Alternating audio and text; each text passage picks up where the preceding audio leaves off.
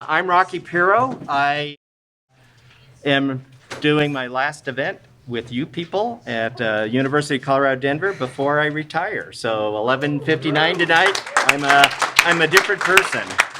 So I've had the privilege of serving as the director of the University Center for Sustainable Urbanism, and would be happy to talk with you about the journey and things we've done there. One of our products. We brought some copies. Everyone's welcome to take one. Is a Creating Healthy Places guidebook, which has been a real game changer of a document here in terms of understanding how health really is foundational for everything we do in our communities. So built environment, natural environment, social programs, and so on.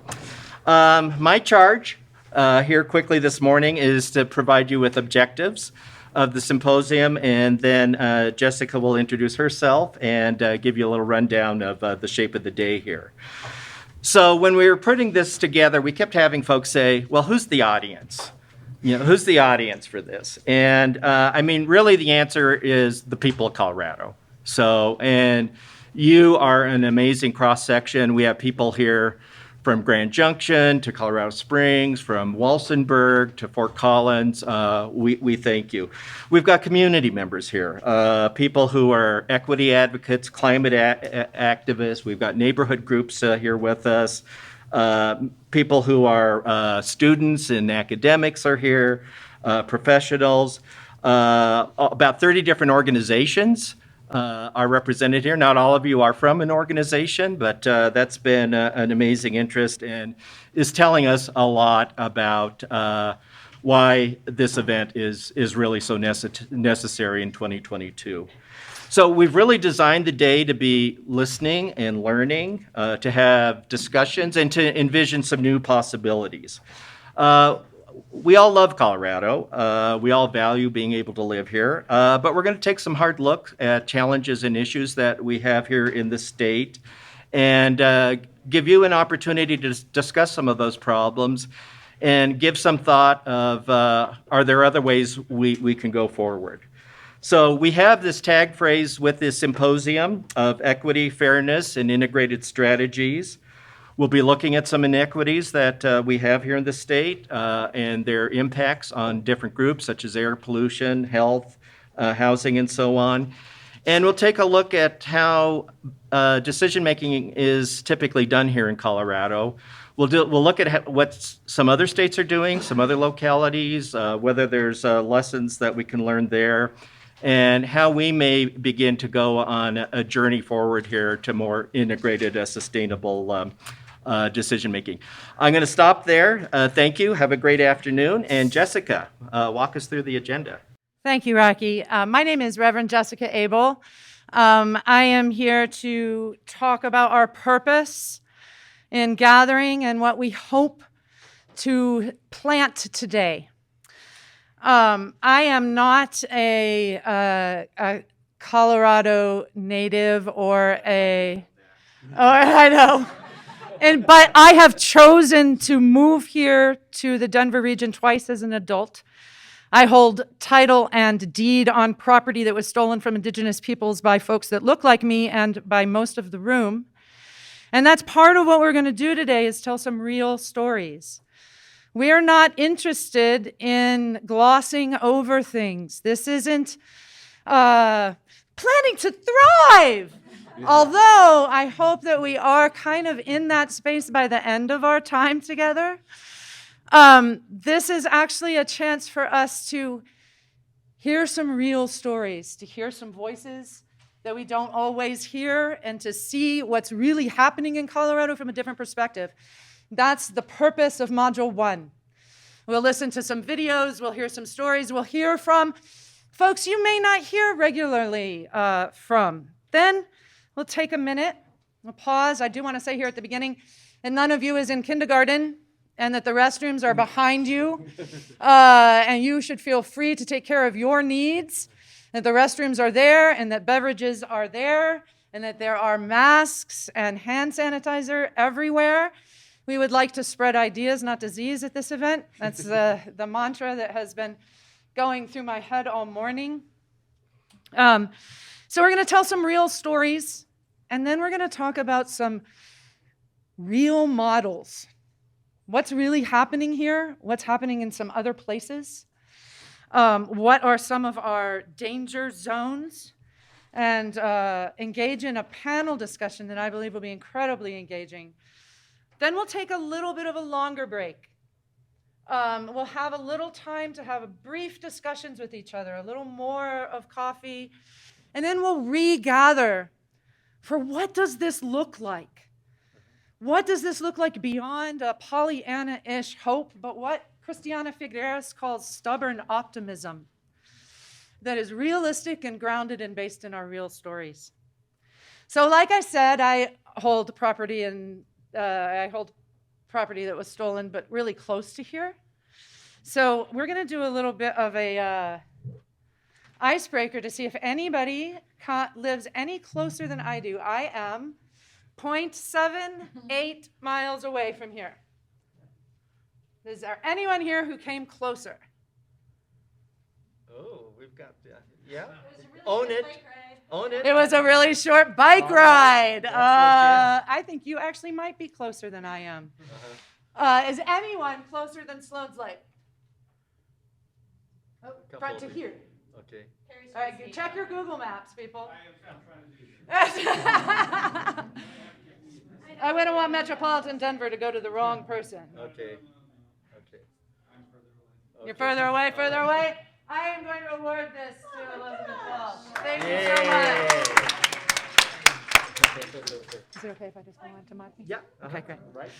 So speaking of those from whom you generally may not hear, I spent decades as a youth minister, so this is my life.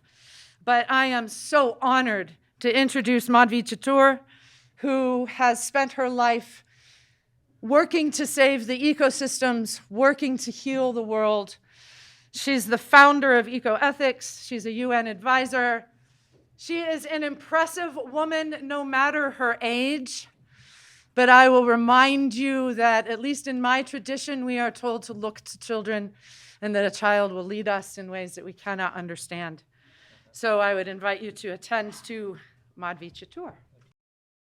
Thank you, Ms. Jessica Abel, for the introduction. Hello, everybody. It's my great pleasure and honor to be in all of your august presence today in this Planning to Thrive symposium. The word thrive reminds me of a joke. A man goes up to an orthopedic doctor and asks, "What does one need to thrive in life?" Then the doctor immediately responds, 3 bones, a wishbone, a funny bone, and a backbone. Yeah, so the moral is you could get different answers to the thrive question as per the person's perspective. Also, one fact, we humans can only wish for a wishbone. Evolution didn't want us to fly.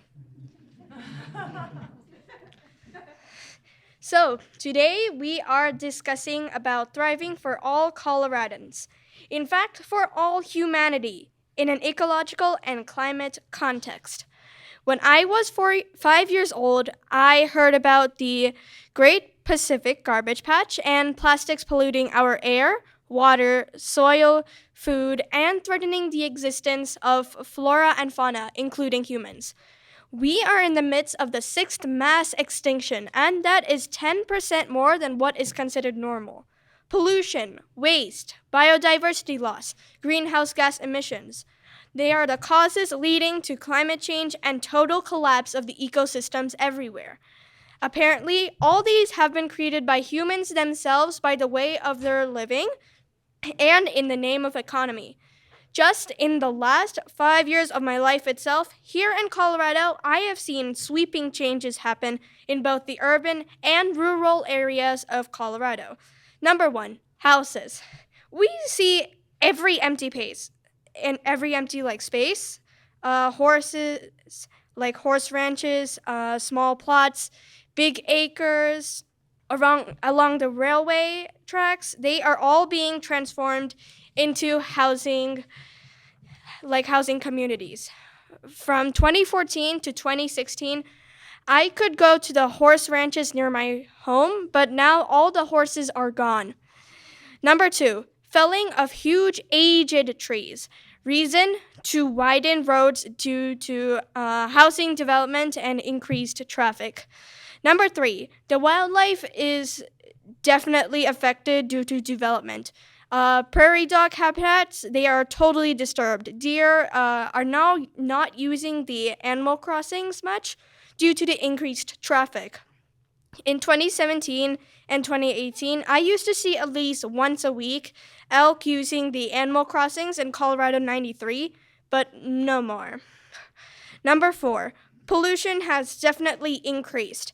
In August 2021, Denver ranked number 9 on the global list of cities for poor air quality and pollution. Number 5, water shortage is staring us at our face as the Colorado River is drying up to alarmingly low levels. Similar is the situation with Lake Mead and Lake Powell. Not only that, high-end communities in Douglas County are facing water shortages in their aquifers, and a plan was floated to pump farm water from the San Luis Valley to Douglas County. Drought is a very obvious reflection of climate change. Number 6, you must know the very notorious forest fires, and now there are urban fires. Even in the winter and spring, due to climate change, we are facing wildfire warnings. Number 7, oil and gas companies like Suncor are still polluting our air and water.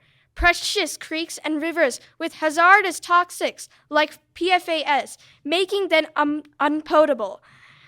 I remember when I was 8 years old, a part of 6th Avenue and I-70 closed due to high ash levels in the air and reduced visibility. Number 8, our snow cover during winter in the ski resorts is also reducing.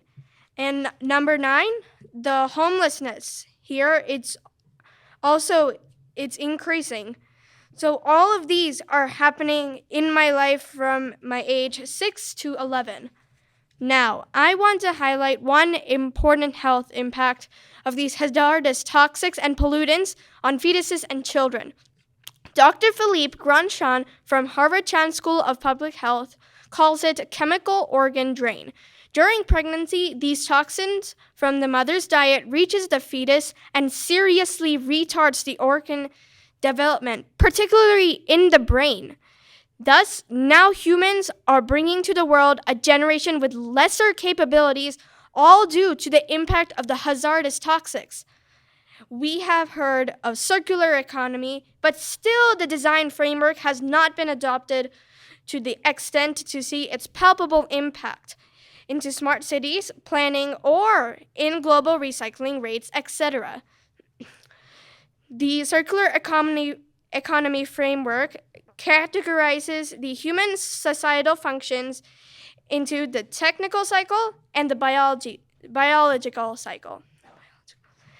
Humans, in the name of innovation, have always mixed these two cycles. One example would be the manufacture of polycotton. It's a mix of polyester and cotton. At the end of its life cycle, we cannot reclaim that cotton. And as you know, polyester is nothing but plastic. Now, to thrive for our generation and future generations, we must put a dent in this vicious consumption and degradation of our natural environment. We need both system change and lifestyle change. I want to put before you all an idea called eco-process yoked economy, or life elements yoked economy. I coined this term, and I believe that it's the need of the hour. So, in the cosmos around us, we have 5 fundamental elements of life. In Sanskrit, we say Agni, Vayu, Akash, Prithvi, and Apaha, which are fire, air, space, earth, and water. These 5 life elements are needed and shared among all living creatures, from microscopic, nanoscopic, and also to as large macroscopic humans, even just to live. Let me be quick to say, not just to live, but to thrive. Our brain, our internal organs, All can thrive if and only if these 5 elements are not polluted.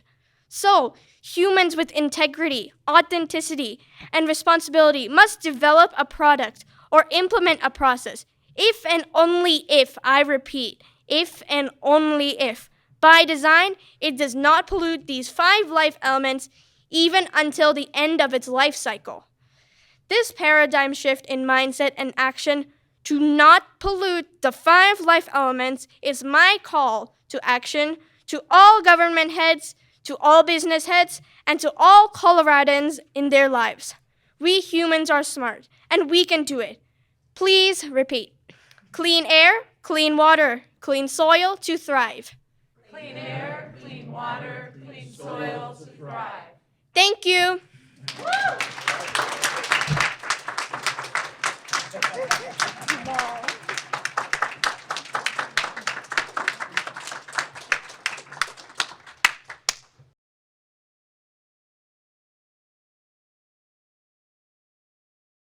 We will continue with changing the environmental narrative in Colorado with Patricia Ferrero, the manager of Protégete at Conservation Colorado.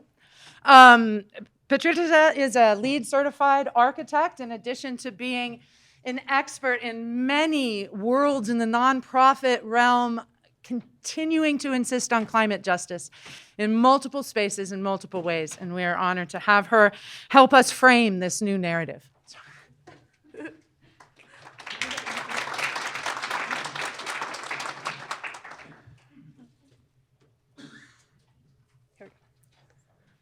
Hi all, thank you so much. My name is Patricia Ferrero, and I'm the Leadership Development Manager with Protégete at Conservation Colorado. We work with the Latino community to ensure that we are creating from the ground up Latino-centered solutions that are going to benefit all of Colorado. And we do this through leadership development, education, and advocacy. Before we get started, I wanted to just pose a question really quickly and ask, what are the stereotypes that you associate with environmentalism? And I'll give you guys maybe 15, 20 seconds to talk with the person next to you. Introduce yourself to your neighbor if you haven't done that already, and just say, what do you think of when you think of an environmentalist? Let's bring it back. Thank you so much. How many people here identify themselves as being environmentalists? Raise your hand. That is, how many people here identify themselves as environmentalists? This is great. I can tell you that when I do leadership development trainings with our community, oftentimes when I ask them this question, no one raises their hand. And that is because usually when we think of environmentalists, we think there's been studies that have shown that the majority of respondents, when asked this question in a survey, will identify environmentalists as white, wealthy, and outdoorsy. And our community oftentimes don't see themselves reflected in this. In the narrative and the definition of environmentalism that is understood at our national level, we have baked in a financial barrier that prevents our community from taking part. But when we've seen the data of this survey, we see that despite the fact that Latinos are reported or are thought to have the lowest climate change perception, they actually report having the most concern. And this is true with people who live in lower income communities and most other communities of color, except for, if you look up there, the white community is the only one who actually has a higher perception than actual concern. So why is this? Well, for one thing, we see the effects of pollution in our own backyards. So if you've ever been to Commerce City, you have seen Suncor Refinery. Suncor, the community that lives around there is 60 to 80% Latino. The housing is 75% cheaper. There is a higher incidence of respiratory and cardiovascular disease. It's in a community. This is not an accident that this is in a community of low income and Latino immigrants. And this is also something that we see across the state. So in areas that are 25% Latino or higher, we also see that there is a higher, that there's higher concentrations of air pollution and oil and gas facilities. And if we were to zoom in even closer, we might see that it's even more pronounced at the local level. So we see that we have a higher global warming risk perception because of our stronger egalitarian worldview, stronger connection to family and friends, including frequent communication with folks outside of the US, stronger association to the Democratic Party. But at the same time, the traditional environmental narrative just doesn't reflect the Latina experience in the United States. And we see that organizations and the environmental movement just does not reflect us. And if we don't see ourselves within these spaces, we don't see that this is a space that's meant for us. We also see that we're an increased risk. So oftentimes when there's wildfires, our communities do not have access to the emergency services. Information is not translated, which means that our communities also are not receiving the benefits that are out there to support communities who are at risk of wildfires. And it's also part of our cultural practices. I don't know if anybody here has experienced similar things, but if you open up your grandma's refrigerator, you'll see that there's a lot of tubs of margarine. There isn't that much margarine in there, though. And I don't know if anybody here has ever experienced seeing a tin of cookies, going up there so excited, and finding something else like flour in there. Very sad. But that's because we also have a culture of reusing, of living in multi-generational households, of sharing vehicles, of using multimodal transit, and of lower energy consumption. I do not remember a time when I was younger leaving a room and my dad not yelling at me to turn off the lights. So we know that our health is connected to the well-being of our Madre Tierra. There is no separation. If our Mother Earth is sick, that means that we're sick as well. And so what we need to do as an environmental movement is change this narrative. We need to acknowledge that there's intersectionality in all of these issues, that the environmental movement is not just about mountains and trees, even though those are beautiful and we also want to experience them. It's also about criminal justice and the fact that our communities don't have access to a lot of the resources like bus stops or sidewalks or crosswalks. And that often means that if we use the street incorrectly, we get criminalized. It's also a huge immigration issue. The reason why we see such an increase in immigration is also because the stuff that we're doing in this country, the development that we do here, is having a huge impact in Latin America.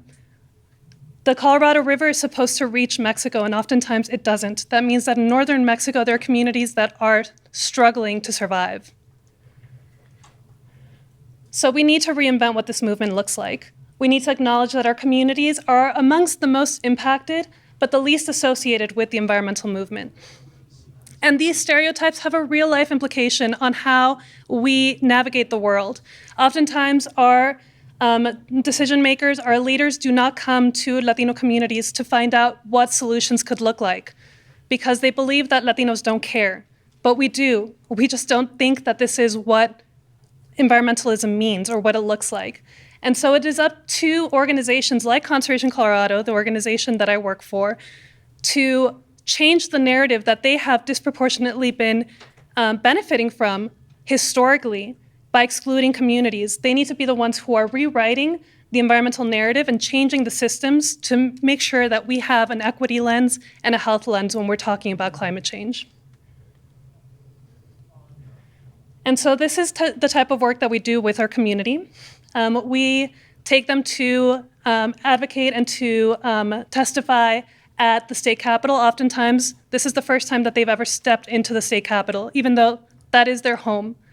The state capitol is our house. And those people who are working there, they work for us. We're their bosses. But we don't see it that way. And so we try to ensure that there is an understanding that we have the power to make change, that the public lands that surround that are all around the state, they are also our responsibility to take care of them, and that we have every right to also enjoy those public lands, and that if we work as a community, we're able to make a difference. So some of the work that we've done has been with students. We've taken them to canvas for candidates at the state legislature, to do park cleanups, to write letters. And as a result, from some of the work that we've done with these students, they have wanted to also make a change within their community. And what they did was that they decided that they wanted to do a recycling program in their school. This is a school in Thornton. The high occupancy buildings don't get recycling services, and they saw that as being a huge waste, since at their school they were also producing a lot of trash. And so for the first time ever, we had students of color, young students, go to the Thornton City Council and ask their decision makers to make a difference, that they were doing something within their own community. They were teaching the students in their school how to recycle. They were taking that recycling to a recycling facility every 2 weeks, and they saw that that was getting in the way of their learning, that this was not a responsibility that was on them as individuals, but that it was on the city council to make a change. And as a result, from having this conversation, presenting to the city council, I can tell you one thing: they were freaked out. They were not used to seeing students. The city council in Thornton is used to seeing maybe 2 or 3 people, the same people. And these were new, young, active, powerful brown faces who were coming to the city council and telling them that they were not doing their job. And that's what decision makers need to see. They need to be a little bit scared, but they also need to be able to partner with communities and find out what the solutions are, because these students are the ones who know the solutions much better than their city council members.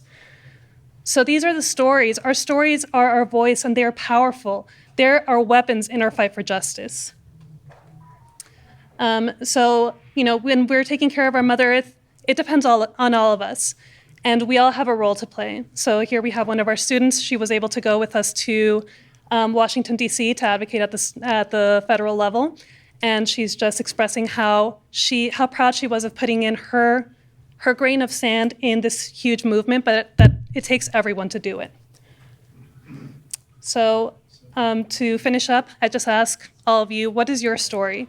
And how can you be one of the pieces in this huge movement to ensure that we have a more equitable movement that is going to center on our leaders who know about the work that's being done because of their lived experience? Thank you.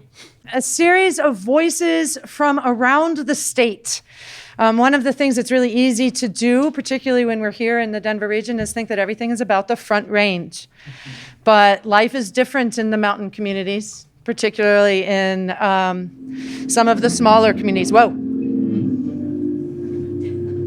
Just a second. Okay. All right. So we are going to turn our attention here to our screen and watch a series of voices.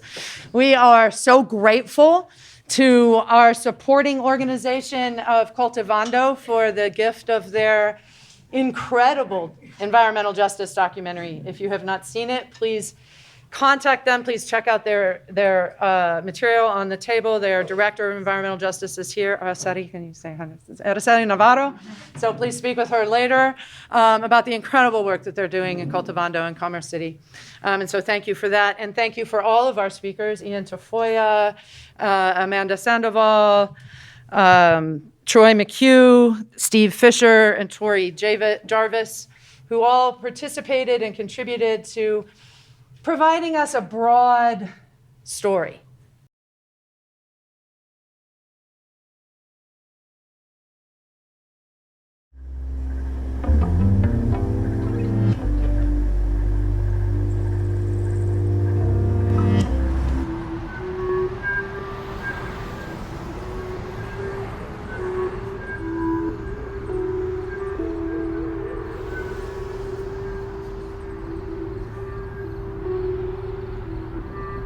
Because it is so close, and because they don't always disclose what's in the air, what's being emitted, we don't really know how it's going to affect us. Vea, tengo tantos años aquí en Commerce City y no nos mandan flyers, pero en sí especificando el por qué y qué debemos de evitar, no lo tenemos. Muchas veces me ha amanecido mi camioneta con un color amarillento muy feo en mi vidrio. We remember a couple of years back when there was this thick yellow dust that was everywhere. It was on our cars, it was on our windows, and Suncor just apologized and said they would offer some car washes.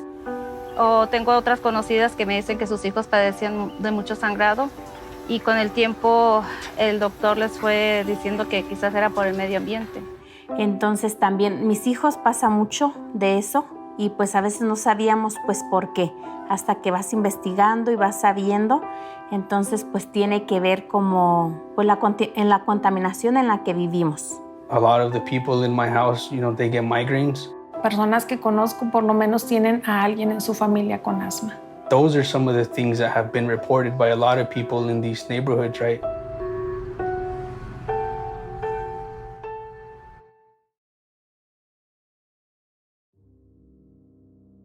In most cities across America, the average replacement rate of pipe is well over 100 years, exceeding the life of the pipe. Engineers use a variety of terms such as useful life, service life, design life, expected life, life remaining. The only sure figure is end of life after failure. By then, it's too late. In the case of the pipes under this neighborhood, a 95-year-old 24-inch pipe broke first, which then caused the failure of another 8-inch pipe. One could theorize that governmental immunity explains why there is so much deferred infrastructure maintenance and how acceptable it has become. Much of our infrastructure, built long ago, is aging out and failing now.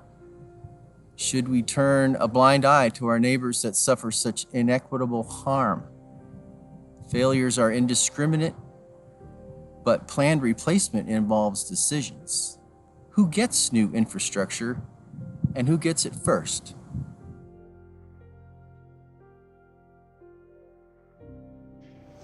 I'm mixed race. I'm a fourth generation on my mother's side here from Denver, exactly. And on the other, my grandparents both left Nuevo Mexico in the headwaters of the Rio Grande, really for opportunity. And my grandfather became a miner. And he got involved in the union.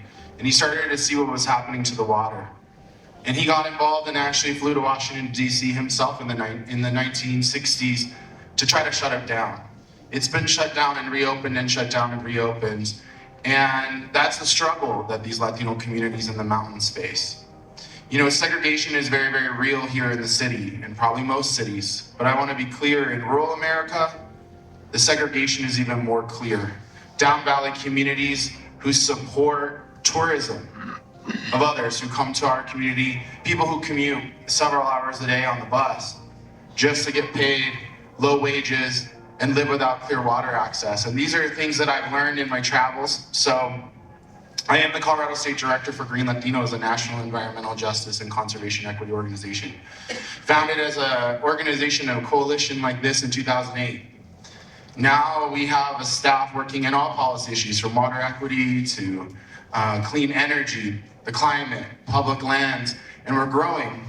And 3 years ago, Colorado got a program, the very first program in the country. And so you can imagine it's a very similar place to where we are now, with one person working to try to guide an organization and bring people together.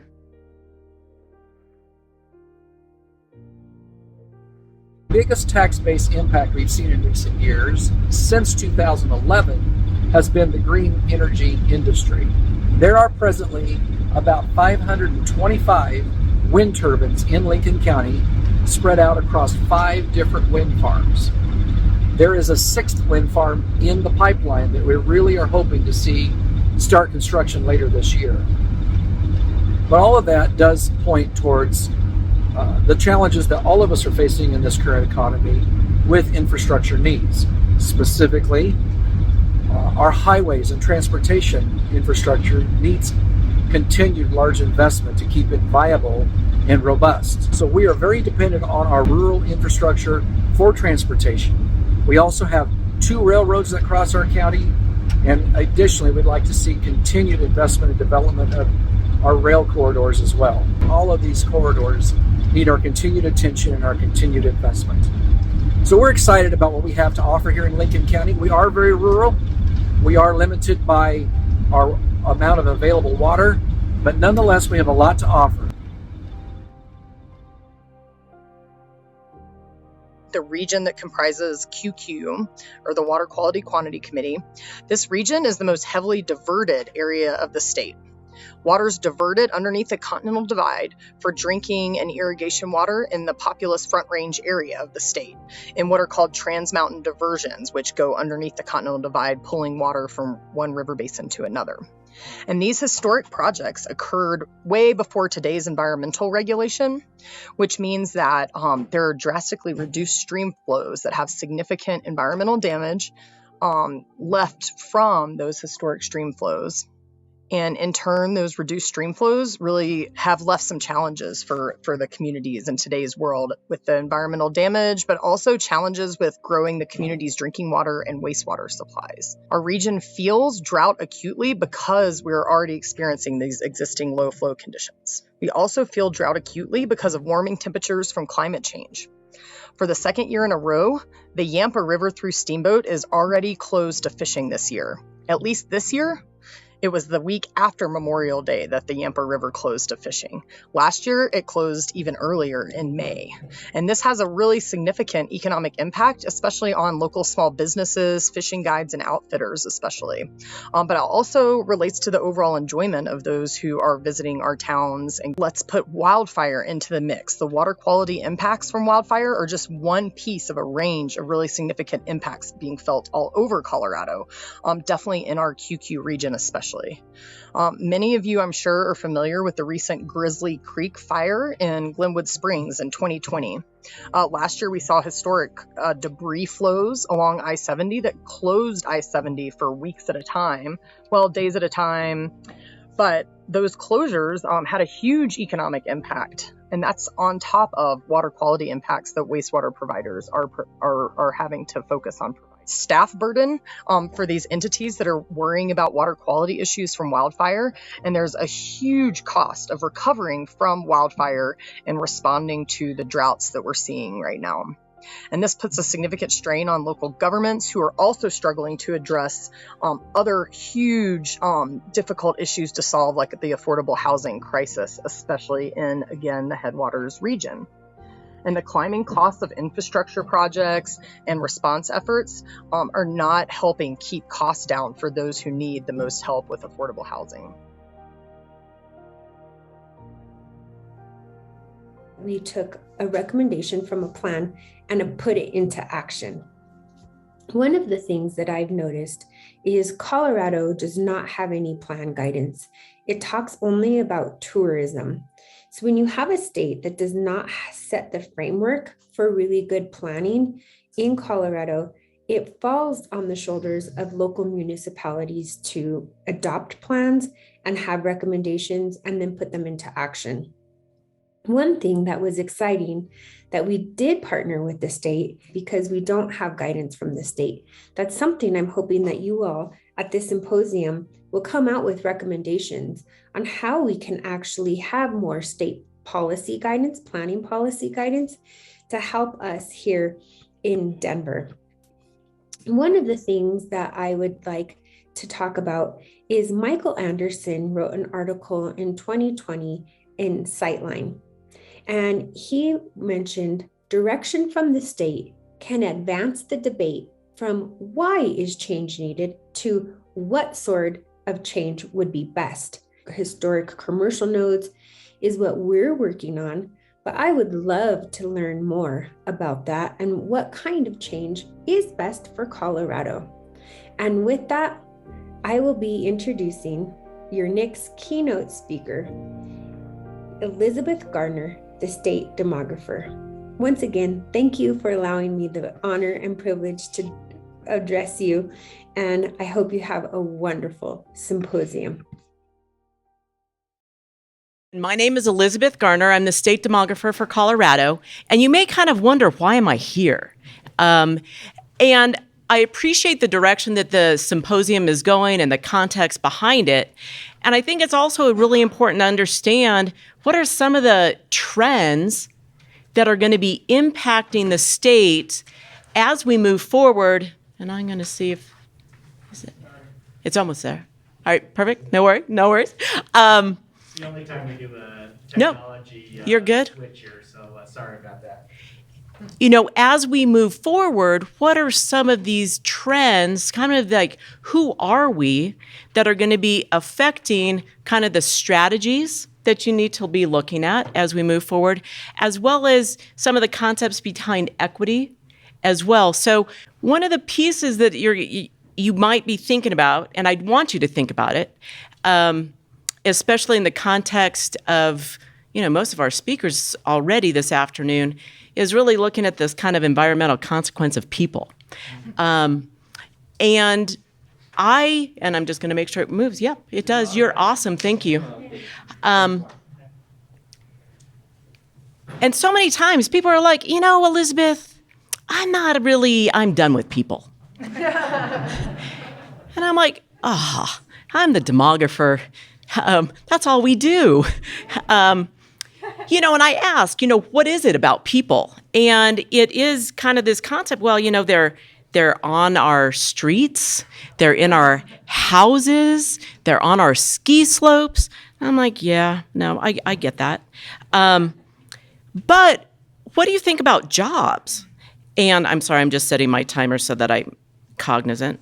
And they're like, jobs are awesome. Jobs are the best. We want more. I'm like, okay, but a job is a person. And a housing unit is where that job sleeps at night. So how can we be anti-people yet pro-job growth?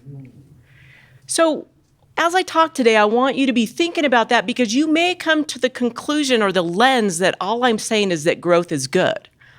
What I'm hoping to present is what we're seeing and what are the implications. And definitely the implications, as far as what I'll get to right now, is the fact that we're starting to see a slowing in the population, which a lot of people might cheer about. But have we built our systems to accommodate the slowdown? And so definitely with, I love those videos, that was great. But looking at how we invest in infrastructure, if we don't have money to invest in infrastructure, and the way we get money is by people paying taxes, and yet we're seeing a slowdown in population growth, So these are some things to be thinking about and strategies as we start to look forward. So yes, we are starting to see population starting to slow. Primarily because we're seeing births slow and we're seeing deaths increase. Deaths increase not only because of COVID, but also because we're getting older. We're seeing concentrated growth in metro areas, and that has implications in terms of equity. You heard Troy mention that dealing with Lincoln County and also South Central Colorado. Aging. Who woke up a day older? All right, so that is another big trend, and I can tell you we have been looking for that fountain of youth forever, and not no matter what, but God willing, tomorrow I will be a day older, and that doesn't change, and so we are going to see these implications of aging. Migration and mobility are slowing. I know you may not believe that if you live in the Denver metro area, but we are seeing this slowdown. We're also seeing the fact that we are becoming more racially and ethnically diverse. And that has been the fastest growth in our population. So I'll talk a little bit about that. So therefore, because of some of these other trends that we're seeing in the state, we're seeing that the labor force is super tight, and people are looking at policy about that tight labor force, and I want people to be thinking about what those policies could be. And we're also seeing, huge constraints in terms of housing and really looking at that balance between supply and demand. So big picture, I'm going to try and convince this of you, and you may already believe me, which is great, then I don't have to spend as much time. But the U.S. is slowing down. The last decade was our second slowest decade on record, second slowest to the Great Depression decade of the 30s. Last year, we had our slowest ever year growth. It's about 350,000 in the U.S. as a whole, a 0.1. 17 states lost population. So if the U.S. is slowing, that's going to put downward pressure on Colorado. For Colorado, we increased by 744,000 this last decade. It was about our third slowest decade on record, so it's right in the middle in terms of performance. 14% growth rate over the decade. We competed, we were somewhere in the top 10 in terms of states, depending if you're looking at percentage or absolute growth. But this last year, we had one of our slowest growing decades since the 1980s. We grew by 27,000 people, 0.5%. So we are really seeing this slowdown, and relative to other states. So this is important to recognize the fact that we are slowing, and what does that mean? If we look at the state, and we look at the growth over the decade, red, orange, yellow, positive, all of the shades of blue decline. We had about 16 counties decline in population, aggregated to about 7,200 people, so not a ton. But you can see the darkest color, red, is where we had the fastest growth or the most growth along the I-25 corridor. And what we've seen is that basically bigger counties getting bigger, smaller counties getting smaller. 25% of Colorado's counties declined, but nationally, 50% of counties declined in the U.S. So interesting to see these transitions from kind of rural to urban. We've seen it over decades, but also to see it continuing. 95% of Colorado's total growth this last decade was in metro areas. I'd like to put this up there because I want then us in the urban areas to appreciate the rural areas. This has every single county along the horizontal axis and the growth over the last decade. And you can see it's 10 counties, right? And so for us in the urban areas, we need to appreciate the fact that a lot of our state bounces around zero in terms of that growth. So sometimes it's good to see it, to feel it.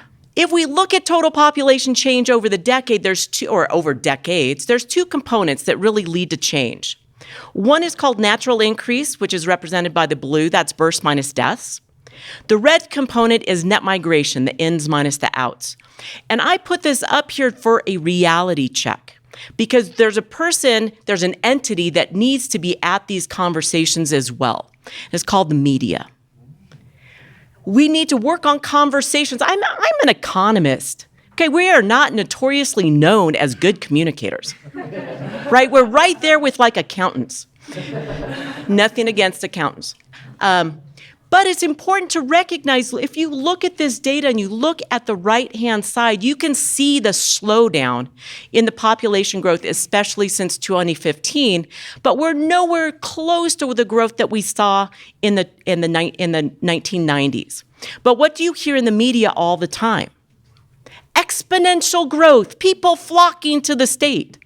And I'm like, what are you looking at? If you remember any math class, there's no exponential component on this chart, right? So if the media isn't telling the story, are we missing the point? And I think this really ties in a lot with the work that you're going to be doing. If we're not exponentially growing and we still feel uncomfortable, why? What is it that might else be failing? Is it something related to infrastructure? Is it other policy choices? Are we just picking on the easiest variable to pick on? Oh, there's too many people. Well, maybe we just didn't plan well. And I'm sorry, I know a lot of you are planners. But it's communicating it, right, to other people. But you did see that slowdown on that far right-hand side, which is what I'm going to talk about in a second, slowdown in growth. Part of the reason we're seeing this slowdown is this slowdown in the under 18 population, slowdown in births. Colorado's down about 8,000 fewer births per year now than we had in 2007, which was our peak year. The United States is down about 525,000 fewer births per year than their peak in 2007. The U.S. as a whole lost 1 million people under the age of 18 over the last decade. We are down 1 million. So you should be thinking through your head, ooh, fewer kiddos, then that means fewer K-12, then that means fewer going into higher ed. Oh, that means fewer going into the labor force. So hopefully that all happened. 27 of the 50 states lost population under the age of 18. If we now look at Colorado, Colorado grew its population under the age of 18 by 38,000 people. 5% of our total growth was in our under 18.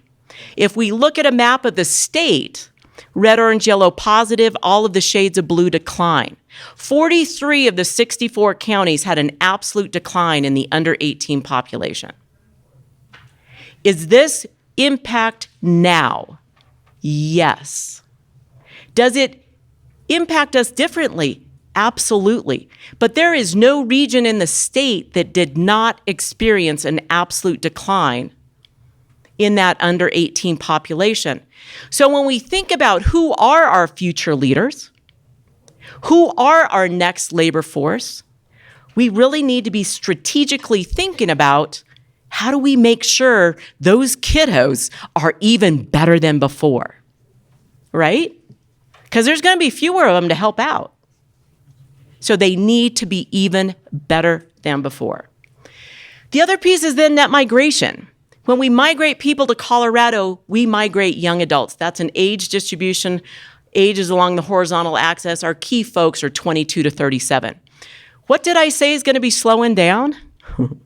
Our youngins. So we had an absolute decline in the U.S. of the under 18. Oh, well, this next decade, we should really anticipate pretty big slowdown for the under 28.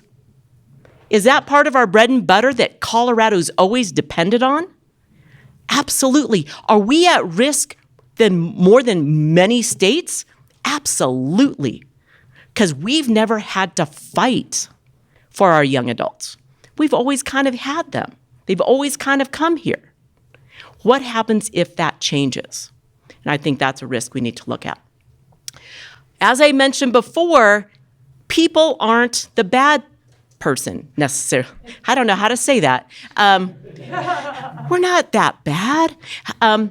We need to be thinking, though, that this relationship between jobs and population, that when we see job growth, which are the blue bars, that's when we tend to see net migration.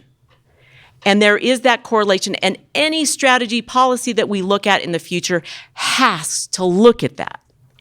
We can't just, and I'm sorry, I don't want to pick on any local government in particular, but if we just ban housing, does that fix it? Okay, strategies, smart strategies. So let's talk about that housing issue. Well, one of the things that we didn't do this last decade was build housing.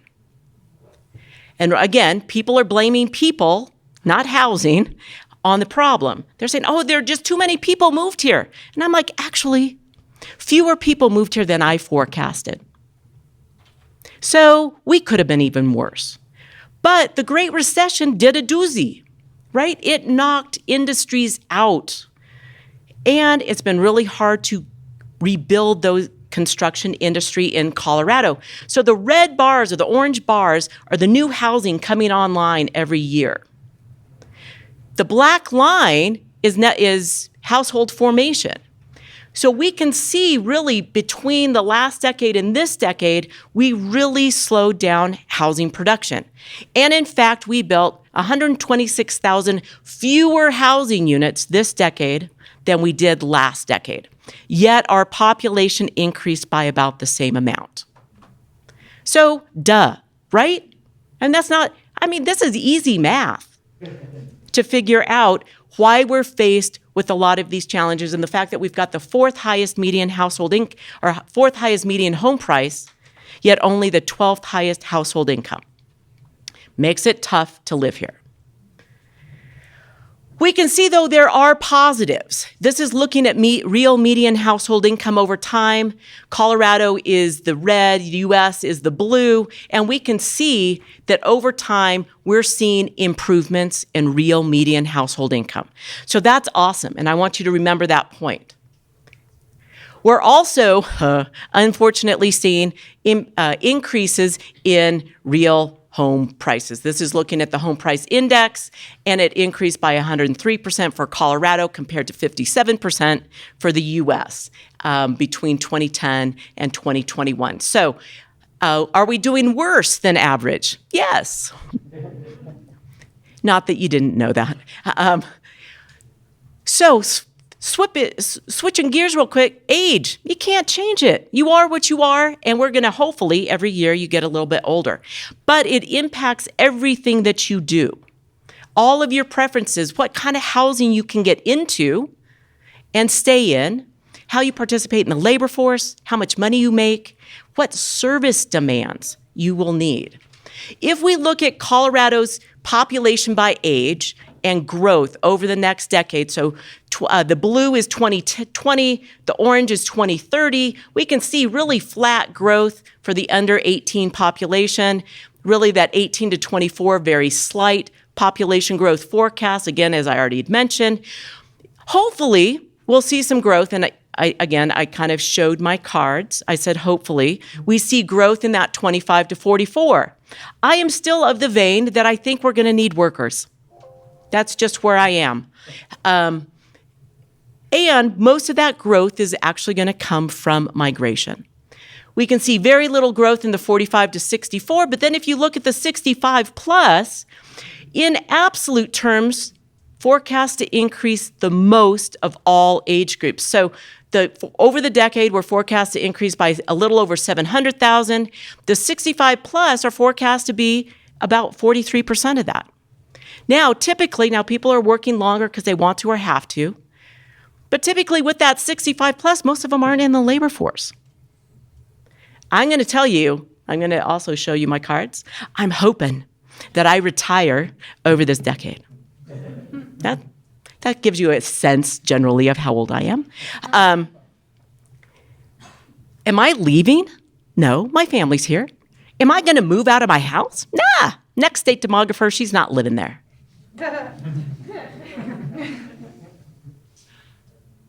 There's 1 million of me out there. Forecast to age out of the labor force between last decade and this decade. Where are they all new workers going to live? If I'm aging in place, I'm staying here. And we're not seeing a lot of us leave to Florida. God forbid. Sorry, I shouldn't have said that so loud. Texas, Arizona. We're not leaving like we used to. And so that's important to be thinking about, that a lot of our growth is going to be growth in older adults that aren't in the labor force. Yeah. Our age is different by location in the state. If we look at the red, orange, yellow, those are areas that are red, orange, peach, forecast to increase in the working age population. All of the shades of blue forecast a decline in the working age population. So thinking about equity, how are some parts of the state going to survive versus others? Last thing I'm going to talk about is the fact that we are becoming more racially and ethnically diverse. We can look at the two different charts. The top chart is looking at our 18 plus, and looking at our growth over the decade from 2010 to 2020, we can see kind of that lighter blue is our white non-Hispanic population, increased by about 40%. Of that total was about 40% of that total growth. That means 60% was our people of color.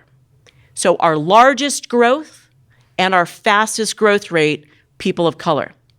If you look at our under 18 population, absolute decline in our under 18 population, white non-Hispanic.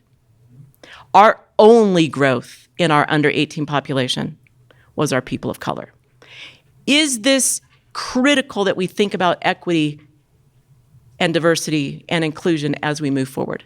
Absolutely. It is the future of our state. Our youngest adults are much more diverse. That's what this shows. Higher share of our young folks are more people of color than our older population. These are the folks that are also entering the labor force.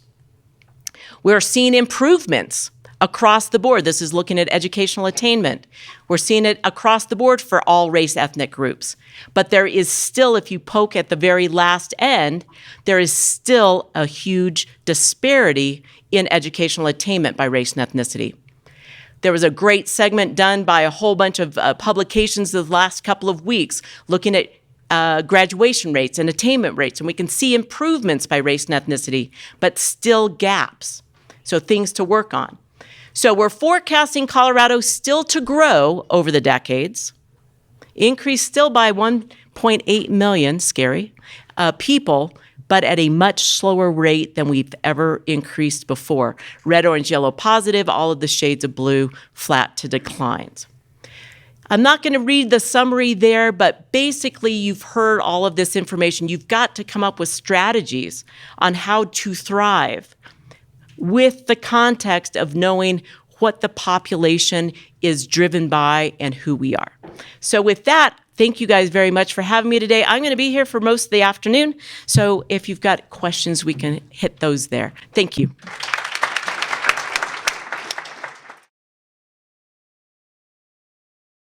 Our next speaker is Rachael Lehman, professor here at the Community College of Denver.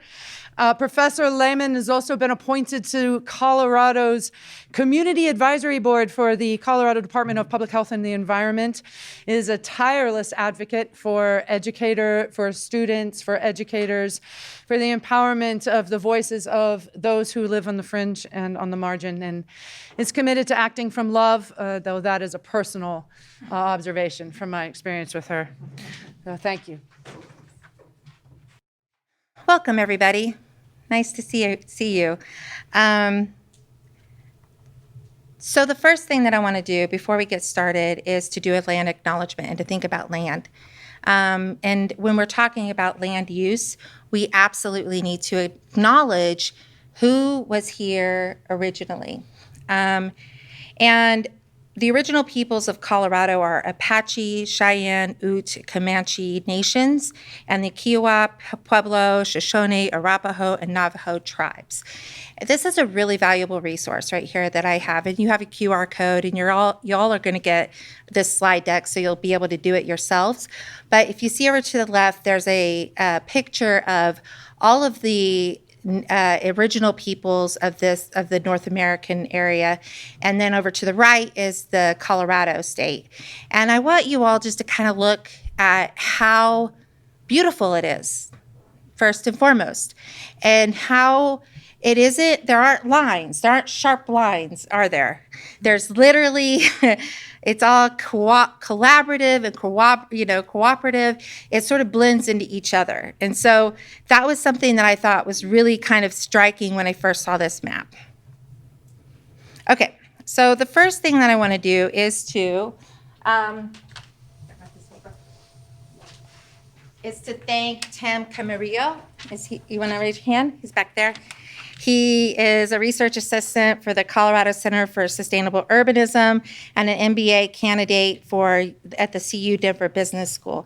He helped me with compiling a lot of these maps, and so I just wanted to shout him out before we get started.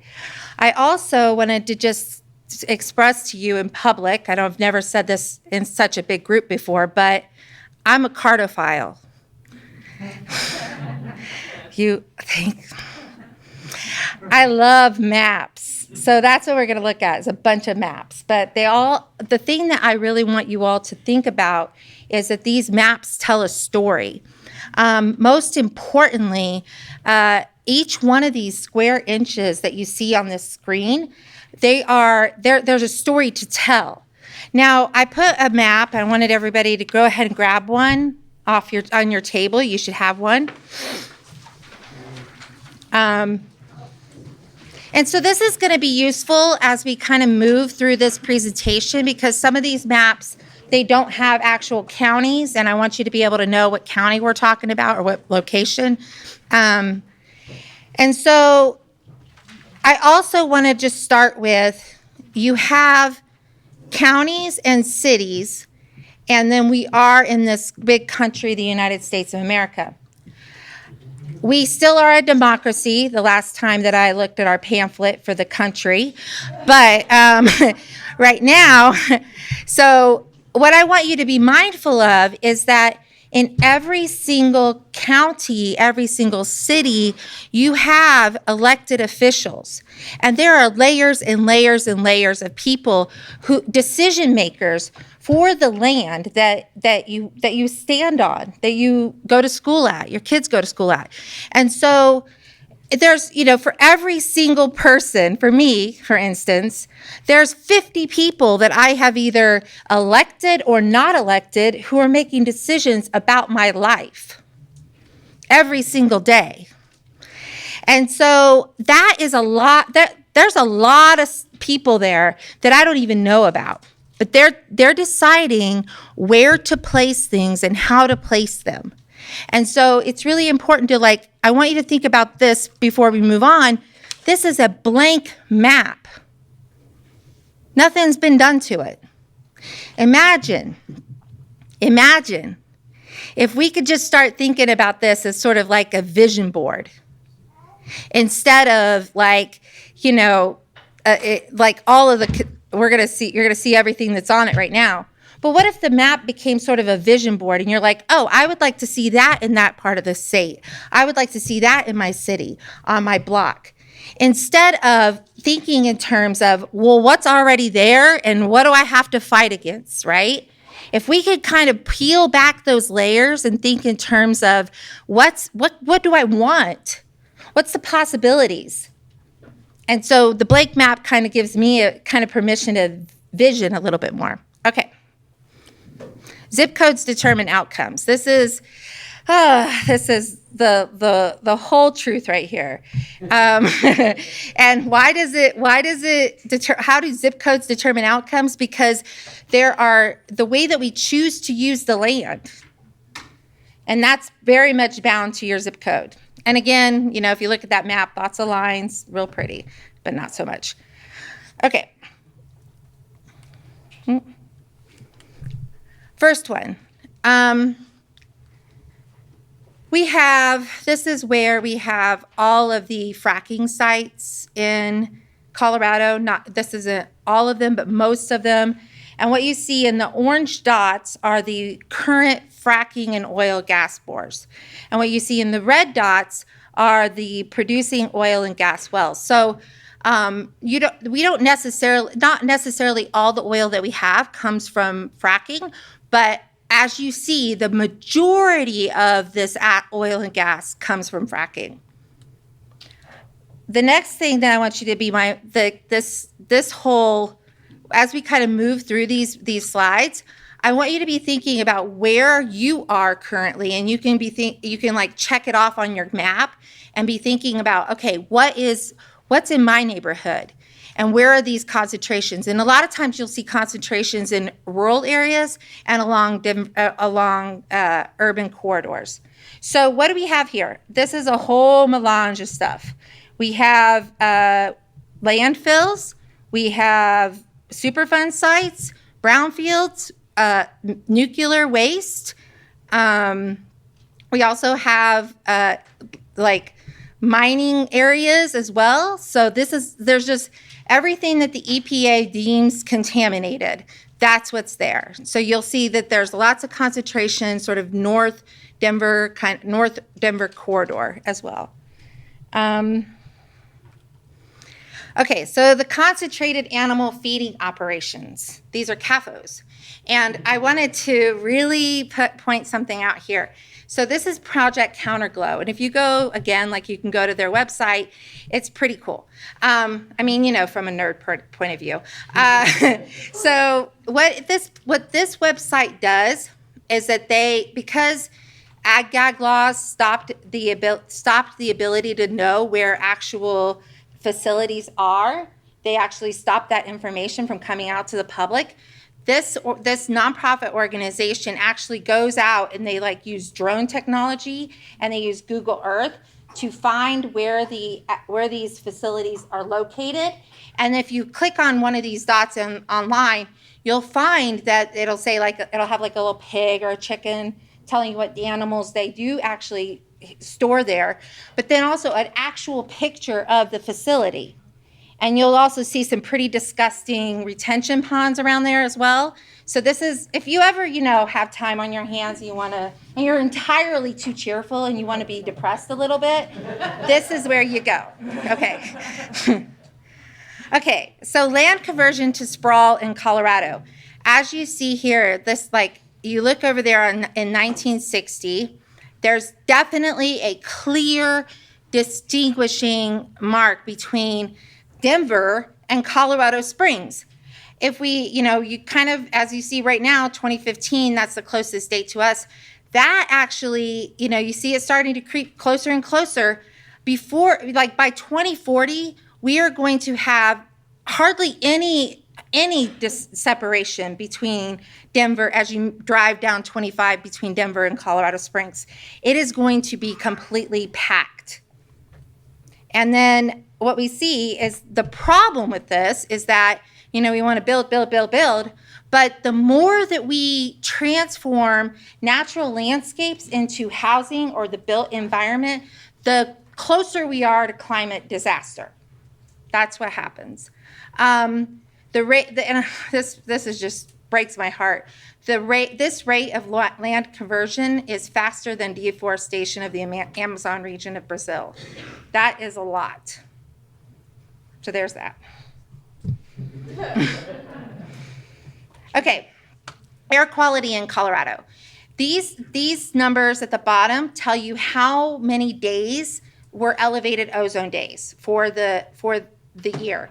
And what we see is obviously in that Denver corridor, we see way more ozone quality days that are elevated. So that is really we're getting choked out. That's the bottom line.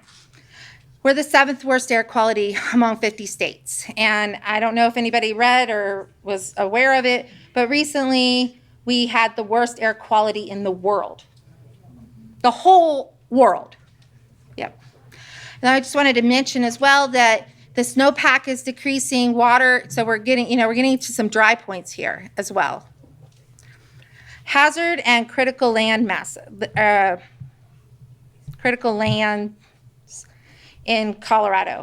One thing that I wanted to mention here is when we're thinking about hazard areas, we're thinking about seismic activity, we're thinking about landslides, we're thinking about floods, we're thinking about all kinds of things, but fire risk is especially important and is really problematic because a lot of these new buildings that we're building, they're using really shoddy material that will go up like this. It's like toothpicks. It'll just be in fire in a minute. So they're not even really respecting the fact that they're building these fire planes in a way that is problematic. And as you see, the areas where the most critical risk is in the red, that is a place where there's a lot of people living. Isn't that great?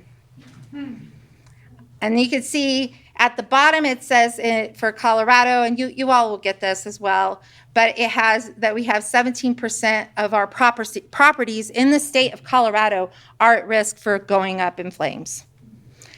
More hazard areas and critical lands. So this is the Sterling floodplain area, and you can see in the kind of brown color in the middle, that is city, but then also all of those areas kind of outside that are gridded out, those get flooded as well. So we're deliberately building in places that are going to get flooded out.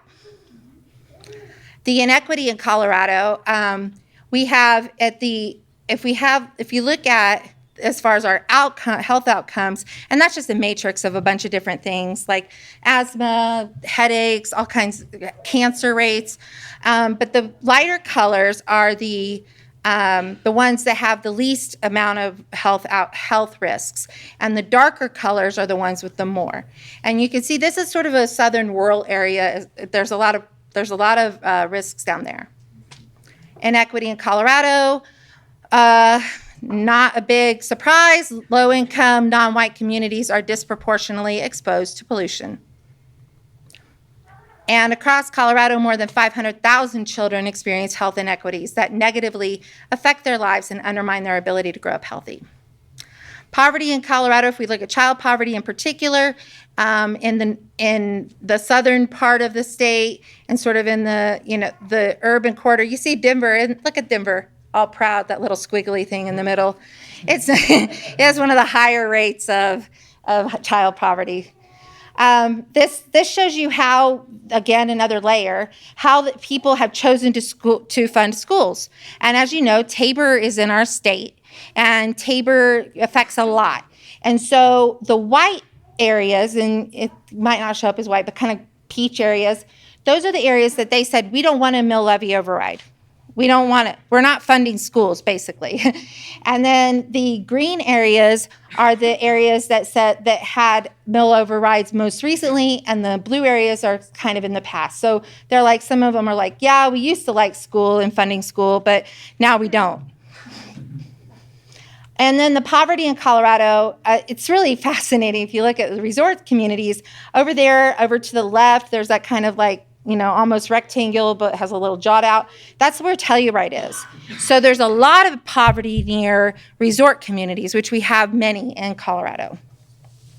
And then homelessness. At any given day, there are 10,000 people experiencing homelessness in the United States. How do you play it? How do you play it? It's 10,000 in Colorado. Mm-hmm. Colorado, I'm sorry, yeah. If the train doesn't make a profit, why should we keep it? If the train isn't making money, I don't see why we need to keep it. Oh, I guess you're right. Let's get rid of the other thing that doesn't make any profit at all. I guess we have to get rid of them.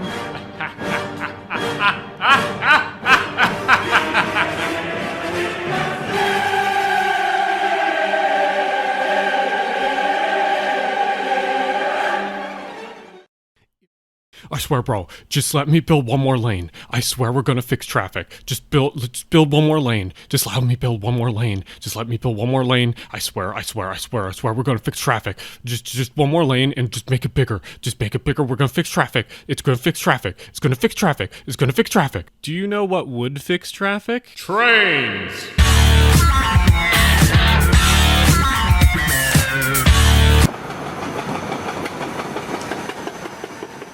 That is really an equity issue, and Colorado mobility networks are really out of balance. Nearly a third of the population don't even drive cars.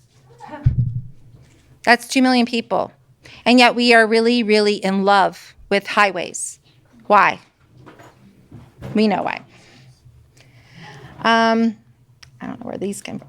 So finally, I just wanted us to kind of center ourselves back on the state of Colorado. This is sort of a beautiful picture of the topography, and imagine what we can do other than oil, cows, cars, all the other things that we saw today. Thank you.